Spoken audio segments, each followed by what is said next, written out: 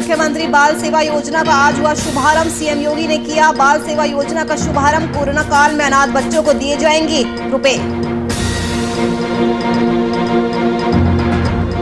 CM योगी की युवाओं को सख्त चेतावनी, किसी के बहकावे में ना आए युवा। जिसको प्रॉपर्टी जब्त करवानी हो वह करे गलत।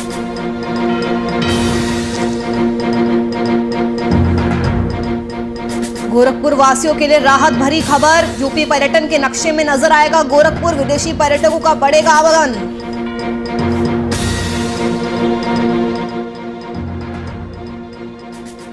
आगरा पुलिस को मिली बड़ी कामयाबी। चंबल का कुख्यात बदन सिंह पुलिस एनकाउंटर में ढेर। डॉक्टर से मांगी थी 5 करोड़ की फिरौती। नमस्कार, वीआईपी न्यूज देख रहे हैं आप। मैं आपके साथ नुपुर सक्सेना। स्वागत है आपका बात उत्तर प्रदेश की में। मुख्यमंत्री बाल सेवा योजना का मुख्यमंत्री योगी आदित्यनाथ ने आज शुभारंभ किया। कोविड से निराश्रित बच्चों के भरण पोषण, शिक्षा और सुरक्षा के लिए ये योजना बनाई गई है। राज्यपाल और मुख्यमंत्री ने इस अभियान की आज से शुरुआत की है। आपको बता दें कि इस योजना के तहत कोरोना से प्रभावित बच्चों की जिम्मेदारी अब सरकार उठाएगी। 11 से 18 साल तक के बच्चों को निःशुल्क शिक्षा मिलेगी। वहीं अटल और कस्तूरबा गांधी आवासीय विद्यालयों में निःशुल्क दाखिला होगा। अनाथ हुए बालिकाओं के विवाह का खर्च भी सरकार उठाएगी। इस योजना में करीब 1 लाख से अधिक राशि उपलब्ध कराई जाएगी। 18 साल से अधिक आयु के बच्चों को टैबलेट और लैपटॉप भी दिया जाएगा।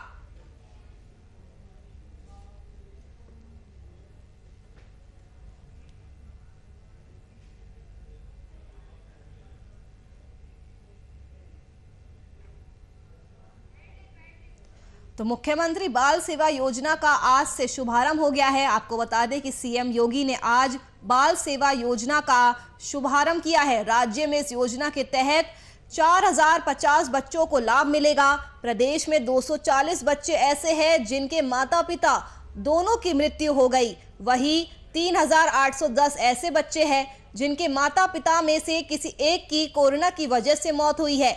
1 से 18 साल के बच्चे जिनके माता या पिता या दोनों की कोरोना संक्रमण की वजह से मौत हो गई है, उन्हें मुख्यमंत्री बाल सेवा योजना के तहत 4000 रुपए हर महीने की आर्थिक मदद सरकार के द्वारा दी जाएगी। इसके अलावा 11 से 18 वर्ष तक की आयु के ऐसे बच्चों को अटल आवासीय और कस्तूरबा गांधी आवासीय विद्यालयों में फ्री शिक्षा दी जाएगी। तो मुख्यमंत्री योगी की ये सराहनीय पहल है। आपको बता दें कि कोरोना काल में कई ऐसे बच्चे हैं जिनके सर से माता पिता का साया उठ चुका है और मुख्यमंत्री योगी ने इन अनाथ बच्चों के भरण पोषण के साथ ही इनकी शिक्षा, दीक्षा और विवाह तक का जिम्मा लिया है। मुख्यमंत्री बाल सेवा योजना कार्यक्रम के तहत सरकार इन बच्चों को शिक्षा और सुरक्षा का अधिकार देगी। राज्यपाल आनंदीबेन पटेल के साथ गुरुवार को सीएम योगी ने मुख्यमंत्री बाल सेवा योजना कार्यक्रम की शुरुआत की। उत्तर प्रदेश की योगी आदित्यनाथ सरकार की योजना का लाभ कोरोना की वजह से लावारिस हुए बच्चों को मिलेगा। उत्तर प्रदेश सरकार की दीर्घकालिक योजना निराश्रित हुए बच्चों के भरण पोषण, शिक्षा और सुरक्षा के लिए है। लोक भवन में सीएम योगी के साथ कार्यक्रम का शुभारंभ आनंदीबेन पटेल ने किया। वहीं इस कार्यक्रम में मंत्री स्वाति सिंह भी मौजूद रही। तो आज उत्तर प्रदेश में मुख्यमंत्री बाल सेवा योजना का शुभारंभ हुआ है। सीएम योगी ने इस योजना का शुभारंभ किया है। कोरोना काल में अनाथ बच्चों को अब आर्थिक मदद दी जाएगी। 4000 रुपये प्रति महीने दिए जाएंगे। 18 साल तक के अनाथ बच्चों को ये राशि मिलेगी। बाल सेवा योजना के तहत ये सहायता राशि दी जाएगी और इस योजना में 1 लाख से अधिक राशि दी जाएगी। तो मुख्यमंत्री बाल सेवा योजना का मुख्यमंत्री योगी आदित्यनाथ ने शुभारंभ किया है। कोरोना से निराश्रित बच्चों के लिए योजना बनाई गई है ताकि उनका भरण पोषण किया जा सके। इसके अलावा सीएम योगी ने उनकी शिक्षा दीक्षा का भी जिम्मा लिया है। राज्यपाल और मुख्यमंत्री ने इस अभियान की आज से शुरुआत की है। इस योजना के तहत कोविड से प्रभावित बच्चों की जिम्मेदारी अब सरकार उठाने जा रही है। 11 से 18 साल तक के बच्चों को निःशुल्क शिक्षा मिलेगी। वहीं अटल और कस्तूरबा गांधी आवासीय विद्यालयों में निःशुल्क दाखिला होगा। अनाथ हुए बालिकाओं के विवाह का खर्च भी अब सरकार ही उठाएगी। इस योजना में करीब 1 लाख से अधिक राशि उपलब्ध कराई जाएगी। 18 साल से अधिक आयु के बच्चों को टैबलेट और लैपटॉप भी दिया जाएगा। तो मुख्यमंत्री योगी ने अपने माता पिता को गंवा चुके बच्चों से किया वादा निभा दिया है। मुख्यमंत्री योगी ने अनाथ बच्चों के भरण पोषण के साथ ही इनकी शिक्षा, दीक्षा और विवाह तक का जिम्मा लिया है। मुख्यमंत्री बाल सेवा योजना कार्यक्रम के तहत सरकार इन बच्चों को शिक्षा और सुरक्षा का अधिकार देगी।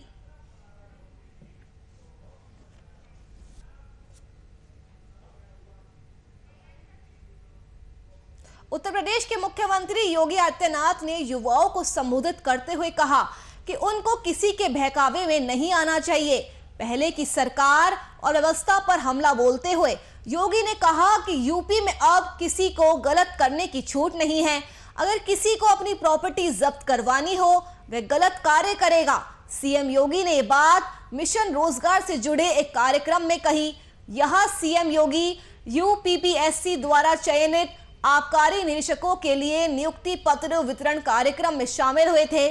सीएम योगी ने दावा किया कि उनकी सरकार पारदर्शिता से भर्ती प्रक्रिया कर रही है, लेकिन इसे बेहतर बनाए रखने के लिए उन्हें छात्रों का भी सहयोग चाहिए होगा।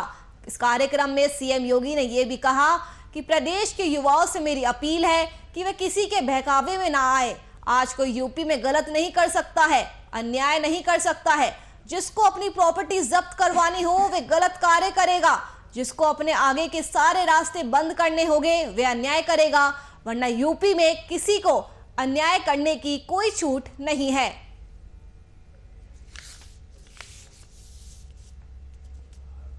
तो सीएम योगी की युवाओं को सख्त चेतावनी। सीएम योगी का कहना है कि युवा किसी के बहकावे में ना आए। जिसको अपनी प्रॉपर्टी जब्त करवानी हो वह ही गलत काम करेगा। तो मुख्यमंत्री योगी आदित्यनाथ ने युवाओं को संबोधित करते हुए सख्त चेतावनी दी है कि युवा किसी के भी बहकावे में नहीं आए। पहले की सरकारों और व्यवस्था पर हमला बोलते हुए सीएम योगी ने कहा कि यूपी में अब किसी को गलत करने की छूट नहीं है। अगर किसी को अपनी प्रॉपर्टी जब्त करवानी हो तो वह गलत कार्य करेगा। सीएम योगी ने बात मिशन रोजगार से जुड़े कार्यक्रम में कही थी। यह सीएम योगी यूपीपीएससी द्वारा चयनित आबकारी निरीक्षकों को नियुक्ति पत्र वितरण कार्यक्रम में शामिल हुए थे। सीएम योगी ने दावा किया कि उनकी सरकार पारदर्शिता से भर्ती प्रक्रिया कर रही है, लेकिन इसे बेहतर बनाए रखने के लिए छात्रों की भी मदद चाहिए होगी। इसके अलावा कार्यक्रम में सीएम योगी ने यह भी कहा कि प्रदेश के युवाओं से मेरी अपील है कि वे किसी के बहकावे में ना आए। आज कोई यूपी में गलत नहीं कर सकता है, अन्याय नहीं कर सकता है। जिसको अपनी प्रॉपर्टी जब्त करवानी हो वे गलत कार्य करेगा। जिसको अपने आगे के सारे रास्ते बंद करने होंगे वह ही अन्याय करेगा, वरना यूपी में किसी को अन्याय करने की छूट नहीं है। वही आपको बता दें कि सीएम योगी के प्रॉपर्टी जब्त करने वाले बयान को लेकर सियासी घमासान छिड़ गया है। कांग्रेस महासचिव और यूपी प्रभारी प्रियंका गांधी ने सीएम योगी पर हमला बोला है। प्रियंका ने गुरुवार को कहा कि जायज मांगों के लिए आवाज उठाने वालों को डराने और धमकाने के लिए सत्ता का दुरुपयोग करना एक घोर अपराध है। प्रियंका गांधी ने ट्वीट करके कहा कि इस देश में अपनी आवाज उठाना, प्रदर्शन करना और अपनी मांगों के लिए आंदोलन करना एक संवैधानिक अधिकार है। जायज मांगों के लिए आवाज उठाने वालों को डराने और धमकाने के लिए सत्ता का दुरुपयोग करना एक घोर अपराध है। आपको बता दें कि प्रियंका ने सीएम योगी पर हमला करते हुए बोला कि जिस प्रॉपर्टी पर योगी जी बैठे हैं जनता उसे भी जब्त कर सकती है। तो सीएम योगी के प्रॉपर्टी जब्त करने वाले बयान पर राजनीतिक बवाल भी शुरू हो गया है। आपको बता दें कि सीएम योगी ने युवाओं को सख्त चेतावनी दी है। उनका कहना है कि युवा किसी के बहकावे में ना आए और जिसको प्रॉपर्टी जब्त करवानी हो वह ही गलत काम करे। आज कोई यूपी में गलत नहीं कर सकता है, अन्याय नहीं कर सकता है। जिसको अपनी प्रॉपर्टी जब्त करवानी हो वह गलत काम करेगा। जिसको अपने आगे के सारे रास्ते बंद करने होंगे वह अन्याय करेगा, वरना यूपी में किसी को अन्याय करने की छूट नहीं है।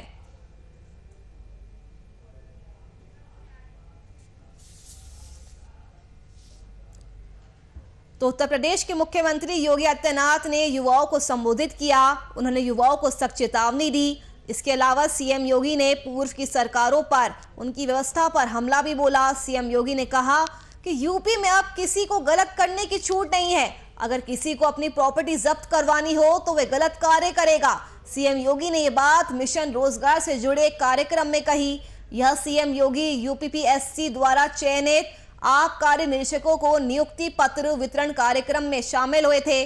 सीएम योगी ने दावा किया कि उनकी सरकार पारदर्शिता से भर्ती प्रक्रिया कर रही है, लेकिन इसे बेहतर बनाए रखने के लिए उन्हें छात्रों की भी मदद चाहिए होगी। कार्यक्रम में सीएम योगी ने युवाओं को चेतावनी देते हुए कहा कि प्रदेश के युवाओं से मेरी अपील है कि वे किसी के बहकावे में ना आए। आज कोई यूपी में गलत नहीं कर सकता है, अन्याय नहीं कर सकता है। जिसको अपनी प्रॉपर्टी जब्त करवानी हो वे गलत कार्य करेगा। जिसको अपने आगे के सारे रास्ते बंद करने होंगे वे अन्याय करेगा, वरना यूपी में किसी को अन्याय करने की छूट नहीं है। वही आपको बता दें कि सीएम योगी के इसी बयान पर सियासी घमासान छिड़ गया है। कांग्रेस महासचिव और यूपी प्रभारी प्रियंका गांधी ने सीएम योगी पर हमला बोला है। प्रियंका ने गुरुवार को कहा कि जायज मांगों के लिए आवाज उठाने वालों को डराने और धमकाने के लिए सत्ता का दुरुपयोग करना एक घोर अपराध है। जिस प्रॉपर्टी पर योगी जी बैठे हैं जनता उसे जब्त कर सकती है। तो सीएम योगी की युवाओं को सख्त चेतावनी, किसी के बहकावे में ना आए युवा। जिसको प्रॉपर्टी जब्त करवानी हो वह गलत काम करेगा।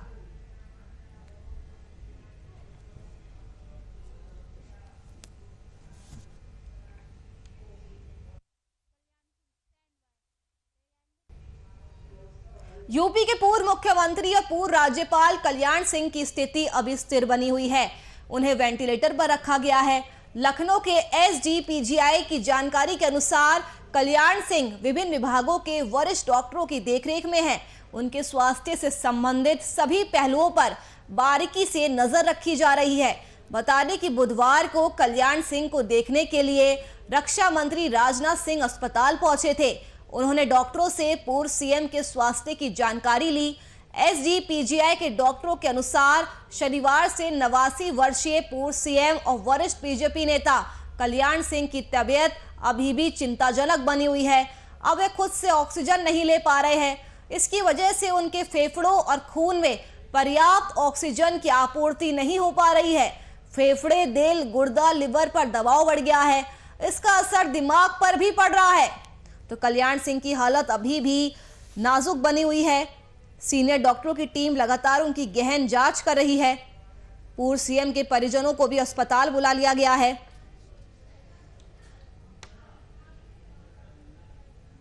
तो आपको बता दें कल्याण सिंह की हालत अभी भी स्थिर बनी हुई है। वो खुद से ऑक्सीजन नहीं ले पा रहे हैं। इसकी वजह से उनके फेफड़ों और खून में पर्याप्त ऑक्सीजन की आपूर्ति नहीं हो पा रही है।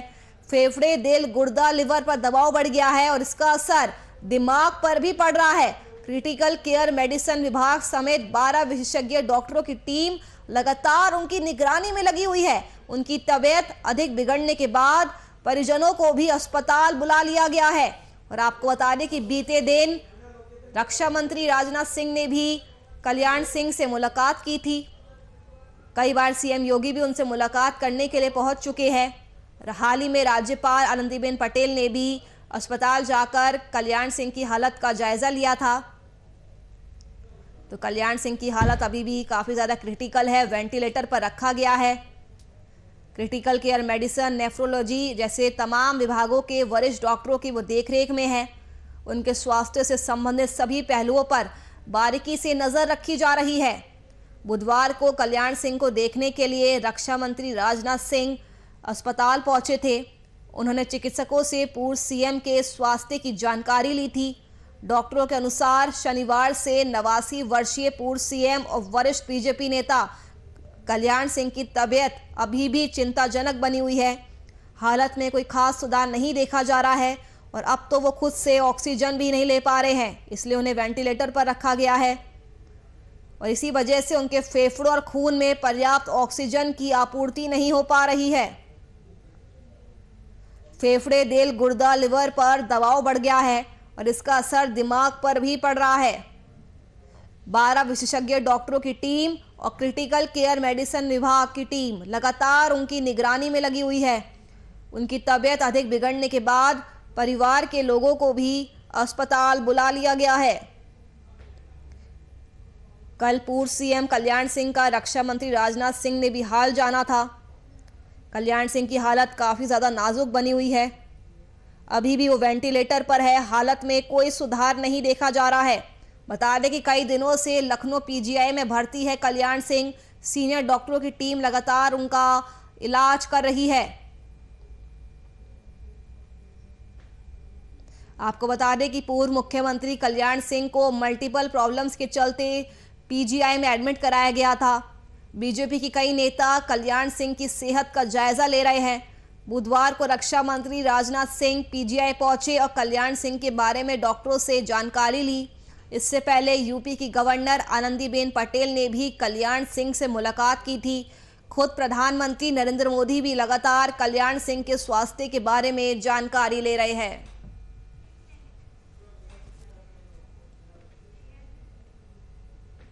उत्तर प्रदेश पर्यटन के नक्शे पर गोरखपुर जल्द नजर आएगा। पर्यटन विभाग की वेबसाइट पर जल्द ही गोरखपुर भी शोकेस होगा। शहर के ऐतिहासिक, धार्मिक, सांस्कृतिक और स्वतंत्रता संग्राम से जुड़े स्थलों के चित्रों सहित जानकारी इस वेबसाइट पर उपलब्ध होगी। प्रदेश के पर्यटन मानचित्र पर स्थान मिलने से ऐतिहासिक धरोहरों से पूर्ण इस शहर में राष्ट्रीय और अंतर्राष्ट्रीय पर्यटकों का आवागमन बढ़ेगा। अपने आप में नाथ संप्रदाय का प्रमुख श्रद्धा स्थल गोरखनाथ मंदिर, सूफी संत हजरत अली शाह की मजार, इमाम बाड़ा प्रसिद्ध धार्मिक स्थलों को समेटे गोरखपुर को उत्तर प्रदेश पर्यटन विभाग की वेबसाइट पर जगह नहीं मिली है।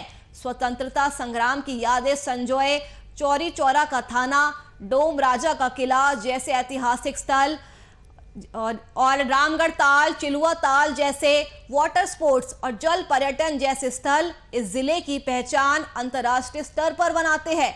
विश्व प्रसिद्ध गीता प्रेस, गीता वाटिका भी इसी शहर में है।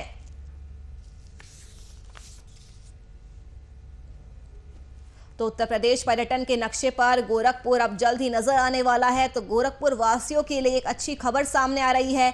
यूपी पर्यटन के नक्शे में अब से गोरखपुर नजर आएगा, जिससे कि विदेशी टूरिस्ट का भी आवागमन गोरखपुर में बढ़ सकेगा। आपको बता दें कि गोरखपुर में कई ऐतिहासिक, धार्मिक और सांस्कृतिक और इसके अलावा स्वतंत्रता संग्राम से जुड़े स्थल है और इस सबकी अब जो जानकारी है वो पर्यटन विभाग की वेबसाइट पर उपलब्ध होगी। प्रदेश के पर्यटन मानचित्र पर स्थान मिलने से ऐतिहासिक धरोहरों से पूर्ण इस शहर में राष्ट्रीय और अंतर्राष्ट्रीय पर्यटकों का आना जाना अब और भी ज्यादा बढ़ जाएगा। अपने आप में नाथ संप्रदाय का प्रमुख श्रद्धा स्थल गोरखनाथ मंदिर, सूफी संत हजरत रोशन अली शाह की मजार, इमामबाड़ा प्रसिद्ध धार्मिक स्थलों को समेटे गोरखपुर को उत्तर प्रदेश पर्यटन विभाग की वेबसाइट पर जगह नहीं मिली है। स्वतंत्रता संग्राम की यादें संजोए चौरी चौरा का थाना, डोम राजा का किला जैसे ऐतिहासिक स्थल और अन्य पर्यावरण पर्यटन क्षेत्र, रामगढ़ ताल, चिलुआ ताल जैसे वाटर स्पोर्ट्स और जल पर्यटन जैसे स्थल इस जिले की पहचान एक इंटरनेशनल लेवल पर बनाते हैं। विश्व प्रसिद्ध गीता प्रेस, गीता वाटिका भी इसी शहर में है। कई समय से मांग की जा रही थी कि पर्यटन विभाग की वेबसाइट पर गोरखपुर को जगह मिले और अब ये मांग पूरी कर दी गई है। तो गोरखपुर वासियों के लिए अच्छी खबर, यूपी पर्यटन के नक्शे पर अब नजर आएगा गोरखपुर, जिससे कि अब फॉरेन टूरिस्ट का भी वहां आना जाना और बढ़ जाएगा।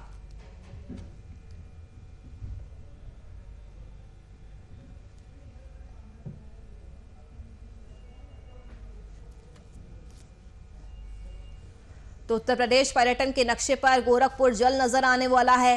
पर्यटन विभाग की वेबसाइट पर जल्द ही गोरखपुर शोकेस होगा। आपको बता दें कि गोरखपुर जिले में कई ऐतिहासिक, धार्मिक, सांस्कृतिक स्थल है। कई समय से मांग की जा रही थी, जिसे अब पूरा कर दिया गया है। प्रदेश के पर्यटन मानचित्र पर स्थान मिलने से ऐतिहासिक धरोहरों से पूर्ण इस शहर में राष्ट्रीय और अंतर्राष्ट्रीय टूरिस्ट का आवागमन बढ़ेगा।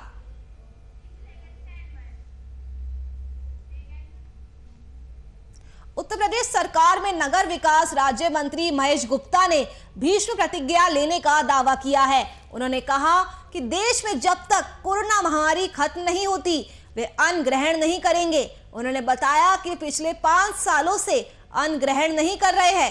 राज्य मंत्री महेश गुप्ता ने बताया कि उन्होंने आतंकवाद के नाश के लिए अन्न ग्रहण न करने का प्रण लिया था।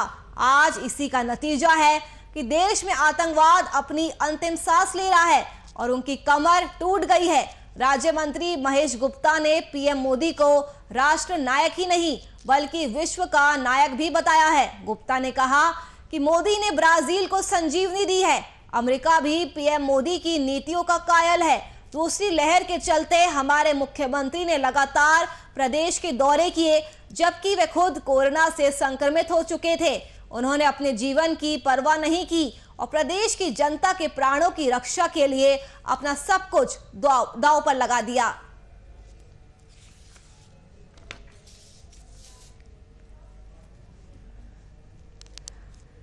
तो उत्तर प्रदेश में नगर विकास राज्य मंत्री महेश गुप्ता ने भीष्म प्रतिज्ञा लेने का दावा किया है। उनका कहना है कि देश में जब तक कोरोना महामारी खत्म नहीं होती वे अन्न का दाना ग्रहण नहीं करेंगे। उन्होंने बताया कि पिछले 5 साल से अन्न ग्रहण नहीं कर रहे हैं। राज्य मंत्री महेश गुप्ता ने बताया कि उन्होंने आतंकवाद के नाश के लिए अन्न ग्रहण न करने का प्रण लिया था और ये आज उसी का नतीजा है कि देश में आतंकवाद अपनी अंतिम सांस ले रहा है और उनकी कमर टूट गई है। इसके अलावा राज्य मंत्री महेश गुप्ता ने पीएम मोदी को राष्ट्र नायक ही नहीं बल्कि विश्व का नायक भी बताया है। गुप्ता ने कहा कि मोदी ने ब्राजील को संजीवनी दी है। अमेरिका भी पीएम मोदी की नीतियों का कायल है। दूसरी लहर के चलते हमारे मुख्यमंत्री योगी ने लगातार प्रदेश के दौरे किए, जबकि वे खुद कोरोना से संक्रमित हो चुके थे। उन्होंने अपने जीवन की परवाह नहीं की और प्रदेश की जनता के प्राणों के लिए अपना सब कुछ दांव पर लगा दिया। महेश गुप्ता ने कहा कि आज उन्हीं की तपस्या का फल है कि यूपी विकराल हो चुकी कोरोना की दूसरी लहर को संभाल पाया है। कोरोना की तीसरी संभावित लहर को देखते हुए प्रदेश पूरी तरह से तैयार है। बच्चों के लिए अलग वार्ड तैयार किए गए हैं, सभी जरूरी मशीनरी लगा दी गई है। इसके अलावा राज्य मंत्री गुप्ता ने यह भी कहा कि दूसरे देशों की तुलना में देखिए तो पीएम मोदी और सीएम योगी ने वैश्विक महामारी को पूरी तरह से कंट्रोल किया है।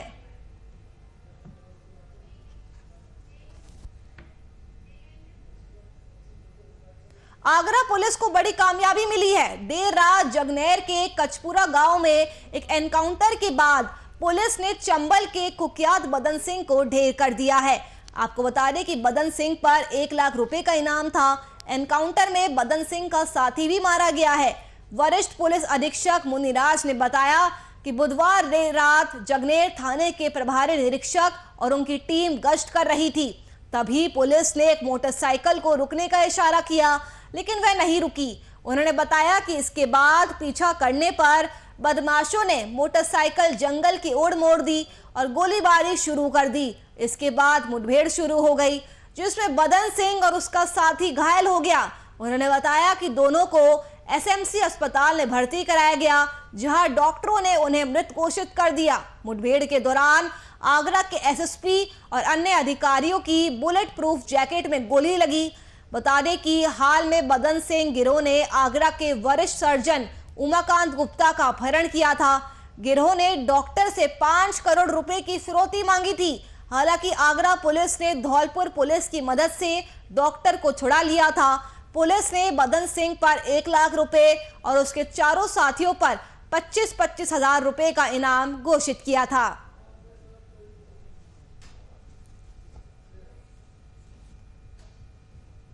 ये वार्निंग दिया गया, हम लोग पुलिस वाले हैं, तुम रुको, कहाँ भाग रहा है। वो तुरंत हमारा बात नहीं माना, तुरंत उसने फायरिंग हम लोग के ऊपर फायरिंग करना शुरू किया, हम लोग की टीम के ऊपर। और हम लोग भी अपना आत्मरक्षा के लिए हम लोग भी फायरिंग करना शुरू किया।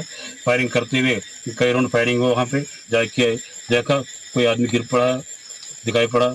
तुरंत हमने उनका सांस चल रहा था, तुरंत इलाज के लिए प्राइमरी हेल्थ सेंटर के लिए आगे रवाना।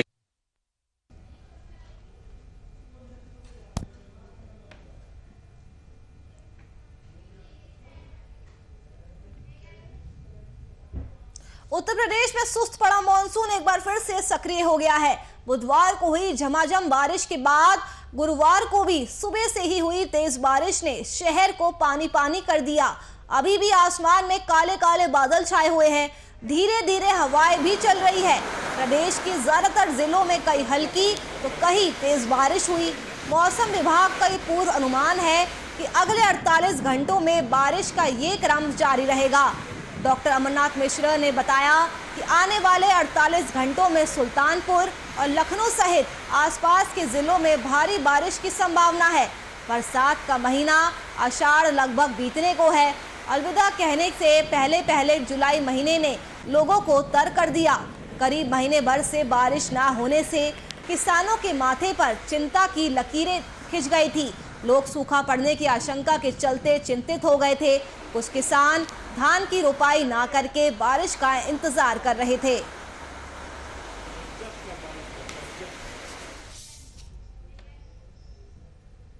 चलिए फिलहाल के लिए इस बुलेटिन में मेरे साथ इतना ही। देश और दुनिया की तमाम खबरों के लिए आप देखते रहिए VIP न्यूज़। नमस्कार।